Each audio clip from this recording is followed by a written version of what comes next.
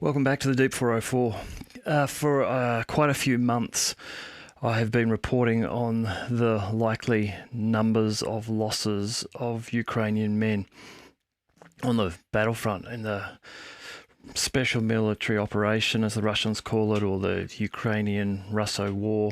And there's been a lot of conflict and pushback on what these numbers might be, and it's not been easy to get an accurate or clear number of this. However, today, a Ukrainian politician, Yuri Lytsenko, has announced what he believes those numbers are, and those numbers do reconcile with what some of the rough calculations I've done in the past have indicated, and there are a number of sources that are providing sort of confirmation to what's been said. Yuri Lytsenko is Ukraine's former chief prosecutor. He's a political rival of President Zelensky. He was involved when Donald Trump was president in Donald Trump's conflict relating to Ukraine, where he was pushing to have an investigation done into Hunter Biden around his involvement with the company Burisma and what may have been corruption there. He also has a military role. He was earlier in 2023 promoted to be a commander of a drone platoon. Subsequently to that, he lost that position. And there's talk about that being done because he is a political rival of President Zelensky. Anyhow, Yuri Lytsenko, who's now currently the Ukrainian Interior Minister, has claimed that around 30,000 Ukrainian troops are killed or wounded every month. So that's 1,000 men a day. He estimates the total casualty toll for Ukraine for the conflict so far is 500,000, 500,000 men. Now, there is an ABC report which has just come out a couple of days ago, and in that report, Dr. Sergii Ryzhenko, who is a surgeon at the Mechnikov hospital in the city of Dnipro, he is saying there that over the past few weeks, they have seen a 30% increase in the number of heavily wounded soldiers which they are treating. According to him, the chief doctor there, they're now receiving between 40 and 100 seriously wounded men each day. So it's every day, 40, 50, 60, 80, 100 seriously wounded men. And reportedly, they are doing 100 surgical operations in any 24-hour period, and many of those procedures are amputations. Now, I know that some people watching this channel will just be itching to get in the comments and say that these numbers are just rubbish. But the reason I'm doing this episode is because I've talked about this in the past, where I've tried to use containment maths. I've tried to use figures where we do know something and work backwards from there to set some limits. And one of the things that I have continually come up with by just looking at the math of things is that whatever number you might estimate for the Russian losses, the Ukrainian losses have to be bigger than that. And particularly since the offensive, the Ukrainian offensive, they just have to be for a number of reasons. And I want to go through some of that now. So just before those of you who think this, I'm a Russian orc, as I've been called, or whatever, someone who likes sucking President Putin, these sort of things get said. I just want to go through the logic of this a little. So let's consider who's fighting here.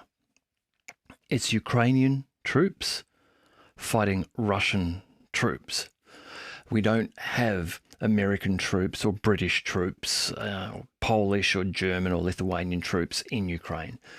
Now, of course, there are mercenaries, and in some cases there have been stories in some areas on the northern parts of the front line in Kupiansk. The Russian reports have been that all they can hear is Polish talking on some of the Ukrainian radio channels. So certainly there are some people from those countries there, but we don't have the armies of those nations fighting. So it's Ukrainians fighting Russians. Now, the population of Ukraine before the conflict started was around 43 million people. That rapidly dropped by 6 million, with people leaving, either going to move to Russia or moving into Europe. So that's now down to 36 million. A Ukrainian Telegram channel that I was reading before, they were talking about 15% of the population has left the country, and that in the very near future, they expect that to rise to 25% of the population. And what they believe is going to drive that is the new mobilization legislation that's coming in Ukraine, which is going to cast a very wide net over people of a growing age and capability and sex to be able to come and fight for Ukraine, and in fact to have to come and fight for Ukraine. Plus, there is talk of reaching that aid to the nations of the EU where Ukrainian refugees have moved to. So the Ukrainians are fighting the Russians. The Ukrainian population has decreased by 6.5 million and is continuing to decrease, is likely to decrease at an increasing pace, to soon be somewhere down near 30 million from 43, perhaps in the near future. Russia has a population of 140 million people. So Russia's population is 3.5 times, it's going to be closer to 4 times the population of Ukraine. And Russia's not suffering a mass exodus of people of the fighting age. And there aren't people trying to get away from that in Russia. By all reports, there are large numbers of volunteers joining the Russian military. Shells. This is a big war of artillery. We can see this if you watch the news. There's drone attacks and there's artillery all the time. If you look at the footage of some of the ground in some of the areas of fighting, it's pockmarked everywhere. It looks like what I imagine World War I fields of Verdun, Dnipro must have looked like, where it was just holes like Swiss cheese. So this is a war of attrition and a war of artillery. Now, these are some reports from Western sources like the Business Insider and NBC News, saying that in September of 2023, Ukraine was firing between 6,000 and 7,000 155mm shells per day. Russia at that time was firing between 20,000 and 60,000 shells per day. A senior Estonian defense minister told the New York Times in September that Russia is currently generating 7 times as much ammunition as the US and Europe combined. Now, since then, the US and Europe have made moves to increase production, and they've committed orders to increase production. But what they have to do is actually develop the factories to be able to produce that. Setting aside the money, creating an order is great, but that doesn't give you a shell that you can fire. And some of those orders, which the Europeans are talking about being able to provide to Ukraine, are going to turn up in 2025 and 2026. That's a long time away. We've got reports from Russia that they have had about a 16 or a 17-fold increase since the start of the war in the production of artillery. They've also reported they had a 16-fold increase in the number of drones delivered to the frontline Russian fighters. Even in November, recently as November, a US defense official reported by the NBC News that Ukraine was firing 4,000 shells a day then. So a decrease from September when they were firing between 6,000 and 7,000 shells a day, and now firing 4,000 shells a day, as the inability for the US and Europe to be able to provide Ukraine with the number of shells that it needed. Russia was still comfortably firing at that stage, this defense official says, 20,000 shells a day. So similar to the lower limit of what they were firing back in September. No change there for the Russians. Now, reports this week, a Ukrainian report this week, that Ukraine is firing between 1 and 2,000 rounds per day. So from 6 to 7,000 rounds in September to 4,000 rounds in November to 1 to 2,000 rounds per day for Ukraine, and Russia firing 10 times that amount. So Russia still firing a consistent 20,000 shells every day. Then you consider missiles. Now, since the 28th of December, a couple of weeks ago, Russia has launched some of the largest missile attacks it's ever launched against Ukraine. 130 or more missiles of various types, delivered from the Navy, delivered from the ground, delivered from the air, both in strategic bombers and from MiG-31 fighters. Some of the most intense missile attacks on Ukraine that has occurred throughout this conflict. And on the days in between that, there are still missile attacks, and there are drone attacks. Geran-2 drones, there are new jet-powered Geran-2 drones which travel at 500 kilometers an hour faster than the previous ones. When the missile attacks are happening, there are drones attacking as well. Ukraine is probably firing at Russia in terms of similar type of missiles, things like Scalps and the Storm Shadows, maybe 6 to 8 or 10 a week maximum, versus hundreds a week. And consistently this is happening. Russia sending these missiles to strike military command centers. We've got that ongoing story at the moment about Lloyd Austin possibly having been wounded in an attack on one of the NATO command centers. The Russians striking industrial and manufacturing sites where the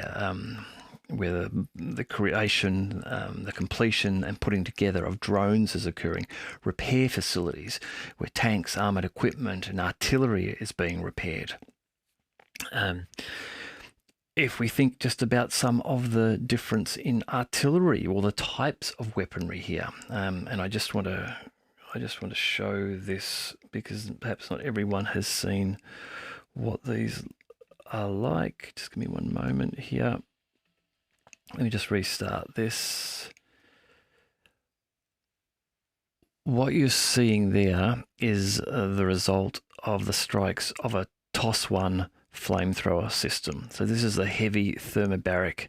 You can see the shock waves emanating off each of those as they strike. These are used by the Russians to clear out in entrenched areas where they have Ukrainian forces in trenches and in dugouts. And the reason that they can use these flamethrowers to perform that task is that when the shell explodes, it explodes in the air, creates an air gas fuel mix which will infiltrate down into trenches and into dugouts, and then it ignites. And this is why you get this massive big explosion coming off these things. The Ukrainians don't have an equivalent weapon, and we have been seeing footage of these being used consistently for months now. So on one side, you've got Ukraine, which doesn't have an equivalent flamethrower like this for launching into the Russian trenches, and the Russians have got this, which they are using daily. We see this in the Ministry of Defense reports from Russia, and we see this just on social media, YouTube, Telegram channels, where we're getting to see footage of launches of these and these strikes of these TOS-1 flamethrower systems. Now, FPV drones, again, both sides have got these and are utilizing these. The big difference here, apparently, is that the numbers of them being supplied to the Russians are overmatching the numbers being provided to the Ukrainians. The Russians have a great relationship with China, which is the largest manufacturer of FPV drones on the planet. So Russia has got a direct supply line to those to be able to get them very easily. We also then have the Lancet, the Landsets, which are evolving, gaining swarm capability, gaining the ability to target with AI. All of that is happening on the Russian side in growing numbers. A few months ago, we saw a report come out from the owner of the company who produces Landsets in the storehouse, talking about them having 250,000 of them on the way. So there's this as a drone mismatch as well. And then, so we had Yuri Lytsenko, the Ukrainian Interior Minister, a Ukrainian politician, claiming 30,000 Ukrainian troops a month killed or wounded. And so and he estimates 500,000, 500,000 for the conflict so far. So 30,000 killed or wounded a month is 1,000 per day. There's a report from Dr. Sergii Ryzhenko in the Mechnikov hospital in the city of Dnipro, where they've seen in the last few months and weeks at least a 30% increase in what they're having to deal with there. And they're getting between 40 and up to 100 now seriously wounded men each day coming in. Now, I just want to go and talk through the Russian Ministry of Defense update for yesterday, the 11th of January. Now, I'll say this because I always say this. This is the Russian Ministry of Defense update. So you choose to accept or believe what's said here with the level of skepticism that you feel is accurate. I quite often get comments from people saying, why are you using that? It's completely one-sided and biased. Why don't you use the Ukrainian reporting? A couple of reasons I'll cover off. The Russian Ministry of Defense reporting is at least consistent, comes out each day, comes out with a weekly summary each week, and it is in a consistent format, and it is at least in part verifiable. There are items called out by the Ministry of Defense on a daily basis, which you can go and verify.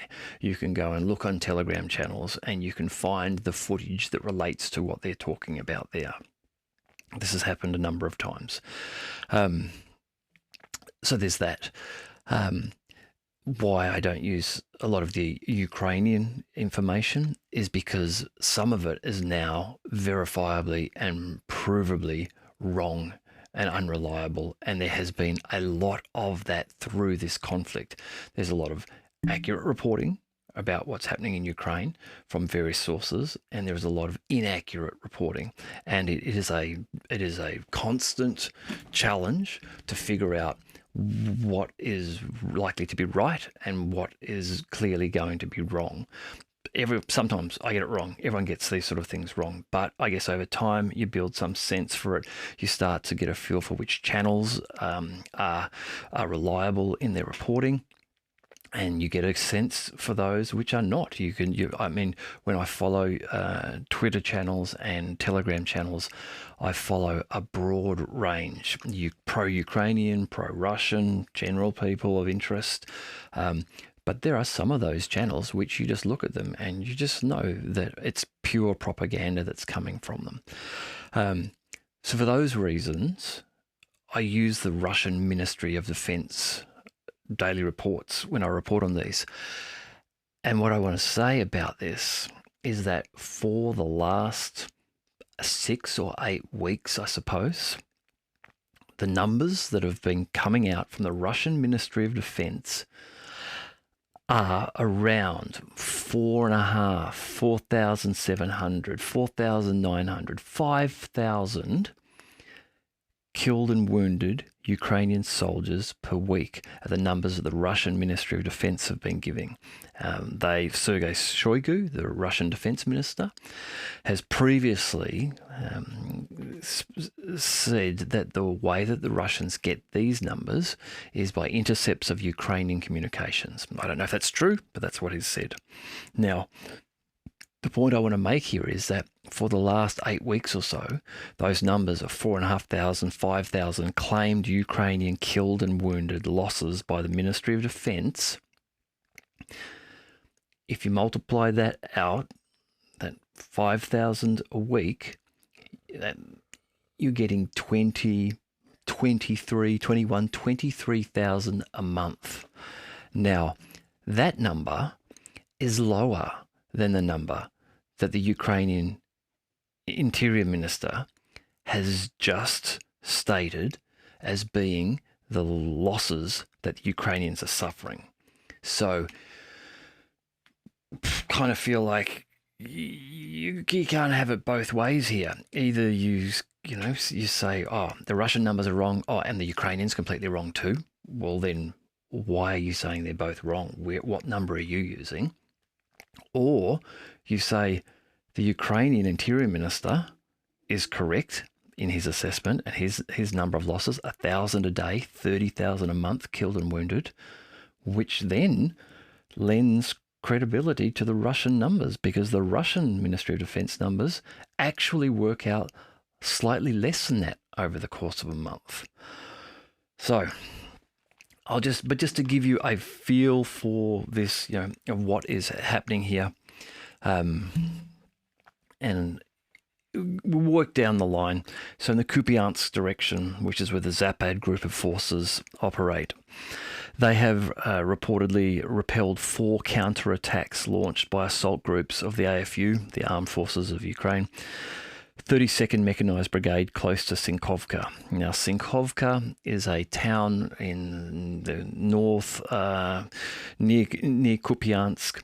It is a township which has been fought over for some time.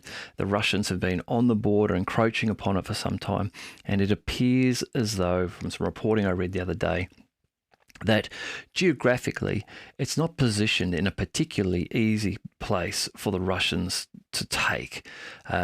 It has large, open, sparse fields to the east of it and forested area to the west of it, and the hills are in the forested area, and the Ukrainians control the hills. So very difficult for the Russians to get in and take Sinkovka. If they can't actually get in and use the forested areas, because the Ukrainians know the forested areas, have them all dialed in for their artillery.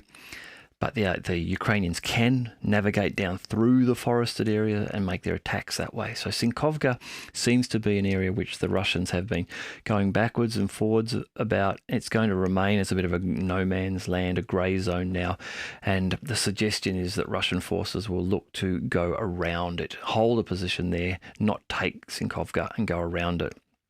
This seems to demonstrate a difference in tactics between Ukraine and Russia happy to go, okay, we're going to just burn a lot of men if we try and take this town. We don't need to take this town. Instead, we'll just work around it. Ultimately, if we push back all the way around it, well, we've created a salient there and we can perhaps just encircle it anyhow. Whereas it seems that the Ukrainians' tactics seem to be to push and take whatever land they can, and at high costs. Things like Bakhmut and Avdiivka are good examples of that. So anyhow, there's been fighting there, and 4 counterattacks by the Ukrainians trying to take or close to Sinkovka have been reportedly repelled by the Russians. In addition, strikes were delivered at clusters of manpower and hardware of the AFU's 25th Airborne and 95th Airborne Assault Brigades close to Berestovoye in the Kharkov region, and Terny in the top of the Donetsk People's Republic. Up to 85 Ukrainian troops reportedly killed and wounded in Kupiansk's fighting. 2 armoured fighting vehicles, 3 motor vehicles, 1 Polish-made Krab self-propelled artillery system has also been eliminated. Just give me one moment and I just want to have a look. We'll just have a look at some of these. Here we go. So this is a Polish Krab.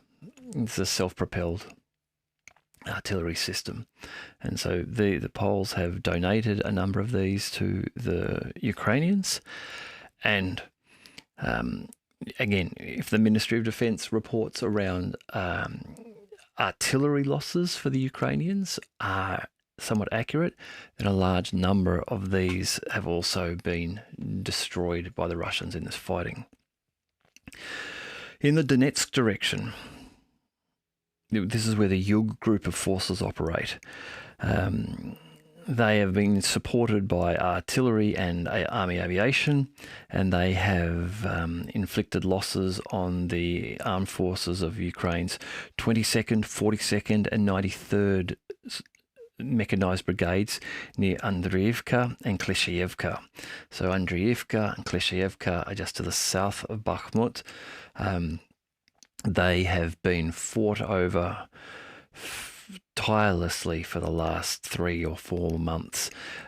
The Ukrainians making ground there, pushing up from the south through Klishchiivka and Andriivka.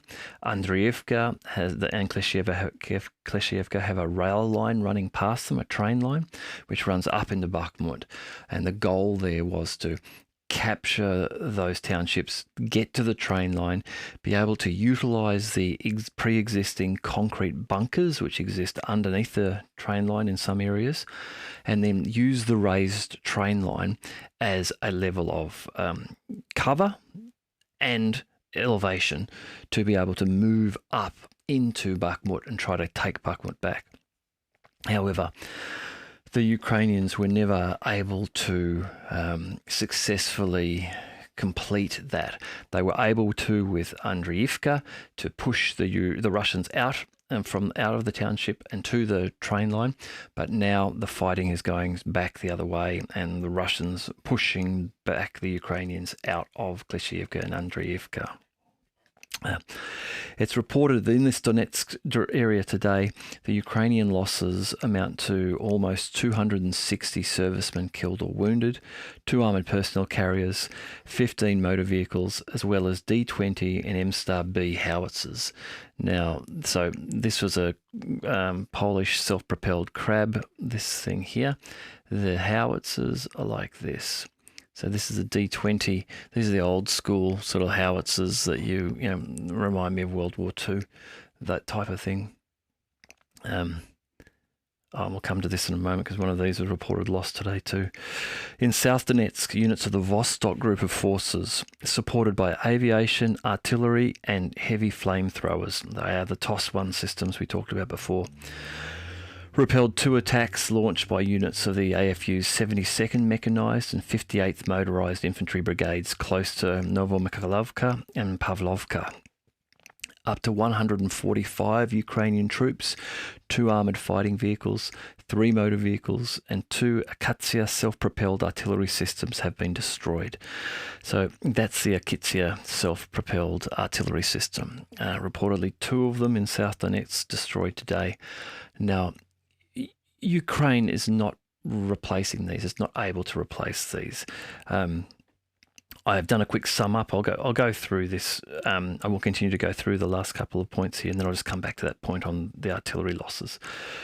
In Zaporozhye direction, in this area, the Russians have inflicted losses on the 33rd Mechanized Brigade near Robotny and Verbova. Now, Robotny and Verbova, just north of Tokmak, about 40 kilometers northeast of Tokmak and just south of Malotokmacha and Orakiv, is one of the areas where the Ukrainians had some success in the offensive. They were able to push down and form sort of a bulging salient around Robotny and then pushing east towards Verbova. And Verbova was the one point where the Ukrainian forces were able to make contact with the first line of the Surovikin line, which was the strongly fortified and reinforced Russian defensive lines which they had built up in preparation for the Ukrainian offensive.